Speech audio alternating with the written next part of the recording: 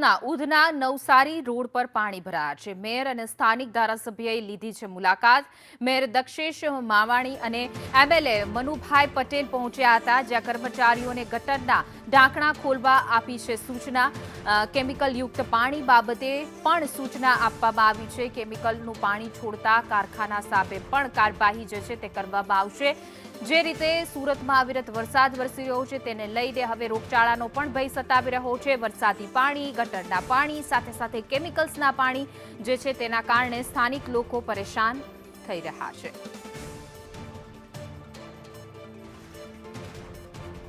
Udhna Navsari road પરના આ દ્રશ્યો છે। જો કે સંદેશ ન્યૂઝે અહેવાલ પ્રસારિત કરતા અધિકારીઓ અને તંત્ર છે તે દોડતું થયું હતું। ધારાસભ્ય પણ ઘટના સ્થળે પહોંચ્યા હતા અને તાત્કાલિક આ ડ્રેનેજનું કામ કરવા માટે જે છે અધિકારીઓને ખખડાવ્યા હતા।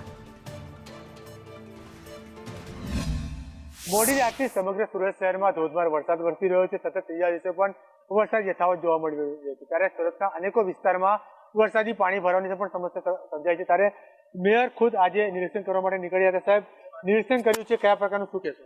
અત્યારે ઉધના નવસારી રોડ પર અમુક પાણી ભરાણા છે।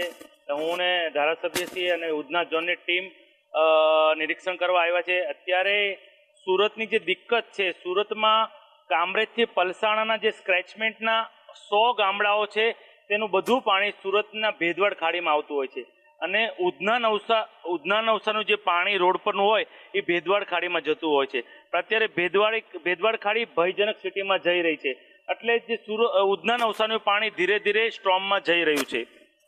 અમે એટલે માટે નિરીક્ષણ કરવા આવ્યા હતા કે અમુક કેમિકલ માફિયાઓ, અમુક કેમિકલ ઇન્ડસ્ટ્રીઝવાળા મોન્સૂનનો લાભ લઈ અનટ્રીટેડ પાણી સ્ટ્રોમ ડ્રેનેજમાં છોડી રહ્યા છે અને તે લાલ પાણી અત્યારે વરસાદનું પાણી લાલ થઈને અત્યારે રસ્તા પર આવ્યું છે। ગઈકાલે પાટીલ સાહેબના નેતૃત્વમાં જીપીસીબીના અધિકારીને બોલાવવામાં આવ્યા હતા અને એને કડકમાં કડક સૂચના આપી હતી, આવી ઇન્ડસ્ટ્રી જે કોઈ ડ્રેનેજ કે સ્ટ્રોમમાં પાણી છોડી રહી છે એને તાત્કાલિક ક્લોઝર આપવામાં આવે।